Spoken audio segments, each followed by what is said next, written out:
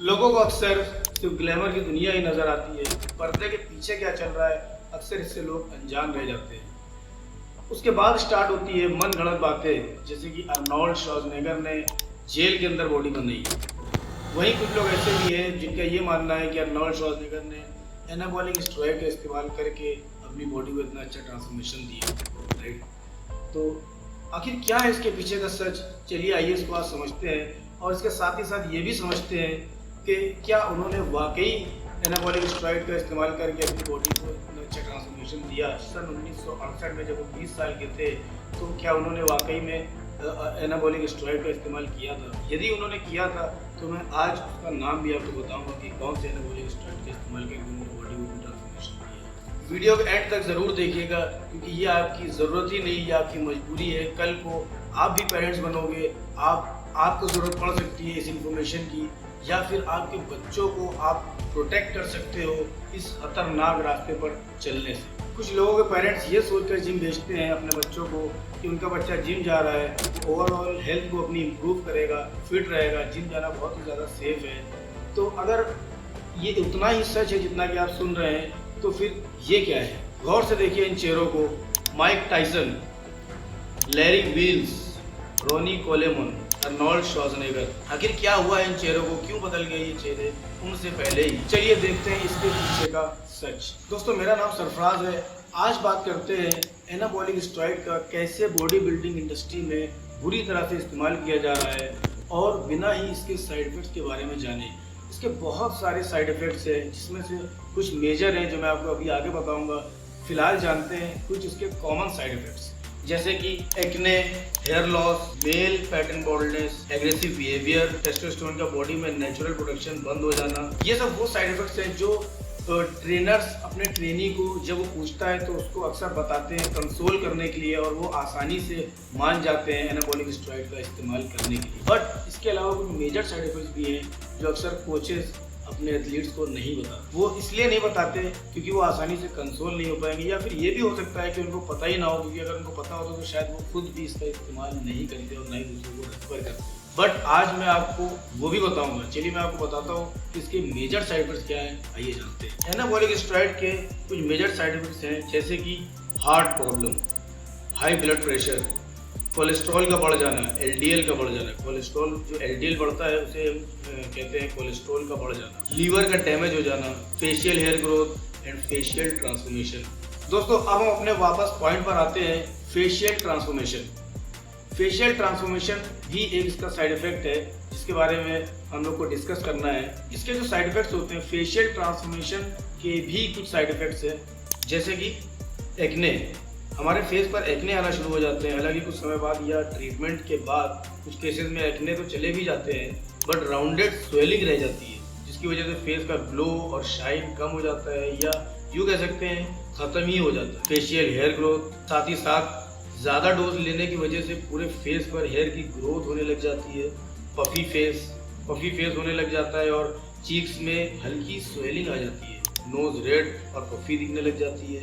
Ageing and wrinkles, pre matured यानी वक्त से पहले ही रिंकल्स और फाइन लाइंस दिखने लग जाना, जिसकी वजह से 20 साल का लड़का 30 या 35 साल का दिखने लग जाता है। अगर आपसे कोई ये कहता है, कोई फिटनेस ट्रेनर या फिटनेस कोच अगर आपसे ऐसी बात बोलता है कि मैं आपके ये जो स्टेरॉइड के, एनाबॉलिक स्टेरॉइड के जो भी साइड इफेक्ट्स हैं इनको मैं मिनिमाइज कर दूंगा या ऑलमोस्ट ख़त्म कर दूंगा, तो यकीन मानिए वो आपको बेवकूफ़ बना रहा है। आइए जानते हैं कैसे। ईयर 1968 में जब अर्नोल्ड श्वार्ज़नेगर 20 ईयर्स के थे, जब वो 20 साल के थे, उन्होंने एनाबॉलिक स्टेरॉइड का इस्तेमाल किया। जी हाँ, उन्होंने बिल्कुल इस्तेमाल किया था।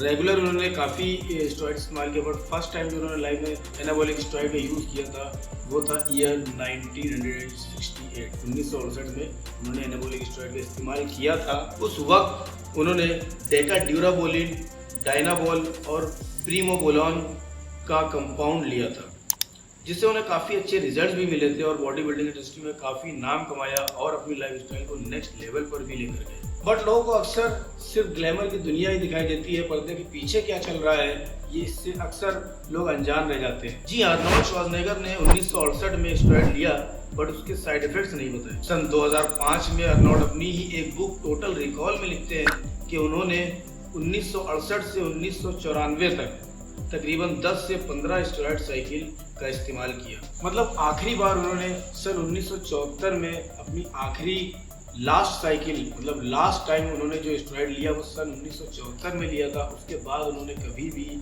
स्टेरॉयड का इस्तेमाल नहीं किया, क्योंकि उसके बाद उनको उसके साइड इफ़ेक्ट्स दिखना शुरू हो गए थे। अर्नोल्ड श्वार्ज़नेगर को हार्ट की प्रॉब्लम होने लगी। 1974 में अर्नोल्ड के हार्ट की सर्जरी भी हुई, जिसमें हार्ट वॉल्व चेंज हुई। अगर मान भी लेते हैं कि ये प्रॉब्लम्स उनको एनाबॉलिक स्टेरॉयड लेने की वजह से नहीं हुई, फिर भी दोस्तों कहानी यहाँ पर ख़त्म नहीं होती है। इसके बाद उन्हें high blood pressure, liver damage, skin acne, hair loss जैसी प्रॉब्लम्स हुई। अर्नोल्ड मेल पैटर्न बॉल्डनेस, जो कि एक स्टेरॉयड का साइड इफेक्ट है, उसकी वजह से कई सालों तक अर्नोल्ड हेयर पैच पहनते रहे। साथ ही साथ उनका फेशियल ट्रांसफॉर्मेशन भी कुछ इस तरह से हुआ। तो ये सारे के सारे साइड इफेक्ट्स एनाबॉलिक स्टेरॉयड के ही साइड इफेक्ट्स हैं, जो कि अर्नोल्ड श्वार्ज़नेगर ने खुद 1977 में मसल बिल्डर मैगजीन में पब्लिकली एडमिट किया और 2005 में अपनी बुक टोटल रिकॉल में भी इसे मेंशन किया।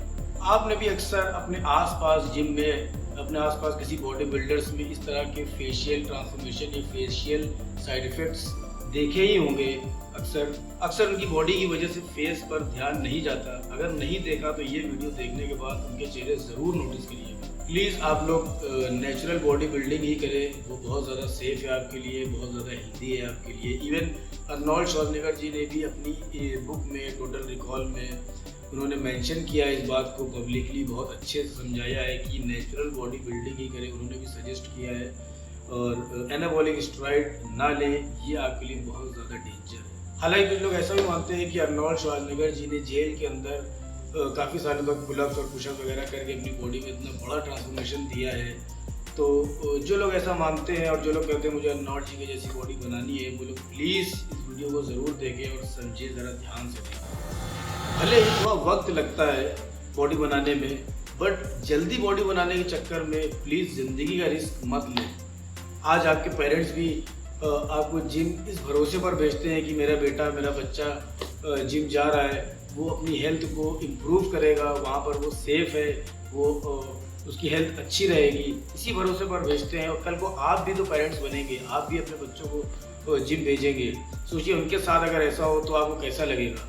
तो हो सकता है उस वक्त मेरा साथ आपके उन बच्चों के साथ ना हो, मेरी वीडियोस उन तक ना पहुँचे, तो ये चैनल आप ज़रूर सब्सक्राइब करिए, ताकि मेरी वीडियोस नहीं तो कम से कम ये इन्फॉर्मेशन तो उन तक पहुँचाई जा सके। कमेंट्स करके मुझे यकीन दिलाइए कि ये इन्फॉर्मेशन आपके लिए ज़रूरी थी।